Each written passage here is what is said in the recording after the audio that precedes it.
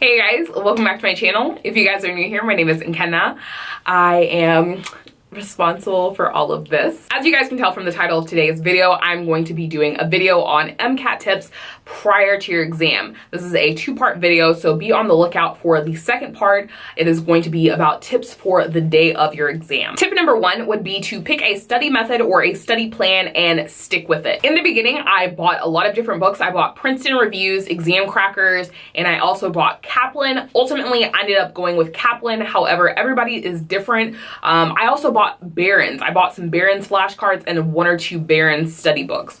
So I literally just bought just about everything. However, ultimately I found that the Kaplan books and the Kaplan flashcards, as well as the app on my phone, worked the best for me. Each company has their own exam methods and tips and all of these things to help you out. I just felt that the Kaplan one was the one that marinated the best with me, but everybody is different. So definitely, if you need to, then experiment with a few different types and you might ultimately find one that works out best for you. Not might, you will find one that ultimately works out the best for you. I've heard from a lot of people that taking the prep classes help. They are worth the investment. However, I worked full time. Most times I'm working two jobs. And I didn't find the time, and then also I just couldn't bring myself to pay that kind of money. So I didn't have a problem investing in all those books and then going through the material and saying, okay, this doesn't really work for me, so I'm gonna move away from these books, going through another set of books, and I'm like, okay, this doesn't work for me, and then finally like finding something that worked for me. So everybody's different. Once again, you'll find something that works for you. You just kinda gotta, know yourself and then experiment. Tip number two would be to formulate a study plan. Because I was working two jobs and then I was also in school, I told myself, this is how many months that I'm gonna study for. It was 5 months, and then I told myself, okay, for this week, I'm going to study this many hours, and that ultimately I felt like worked the best for me. However, I've heard from a lot of people that studying 3 months and then just 8 hours a day. So typically a lot of the people that I know have ended up studying from like May to August, and then they take their Mcat in the beginning of the year, or maybe they start studying from Christmas break and then on, and then they take it in the summer.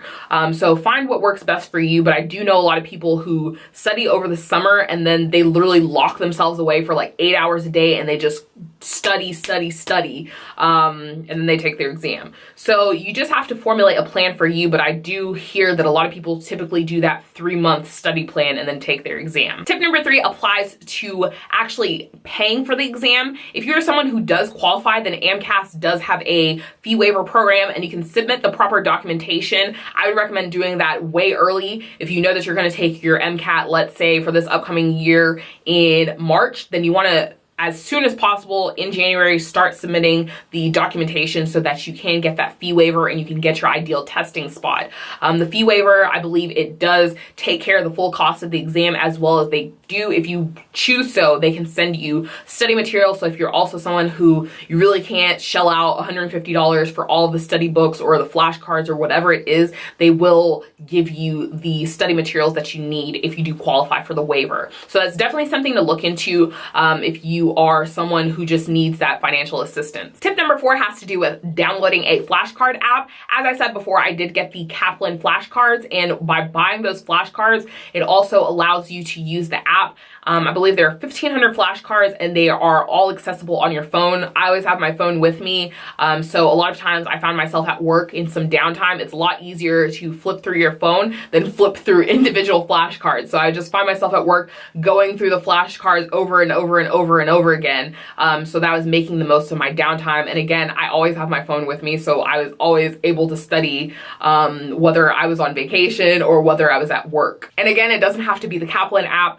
This is not sponsored. I'm not paid by Kaplan at all, but it doesn't have to be the Kaplan app. There are other apps that I did download, and once again, I just found that Kaplan worked the best for me, but there are other apps that you can download. You can try them out for free, and if you see it works, then I believe you can pay like anywhere from like $3 to $5 to unlock the full app and get all the flashcard benefits that they do have. And then my final tip in terms of preparing for your MCAT before the exam would be to take at least one practice exam. AMCAS does have ones on their website. They have different types. There's one that gives you a general overview of where you're at, and then I believe there is also one that gives you a rough estimate score of where you would score if you were to take the exam you know, around the time that you're taking the exam, so you can get a good idea of what you need to go back and work on. But I would just say take a practice exam, do the breaks, do everything, just so that you can get a good feel for it, so you're not walking into the exam blindly and you don't know what to expect. You always want to get a good feel for the exam, see what it's like, see what you need to go back and spend more time on.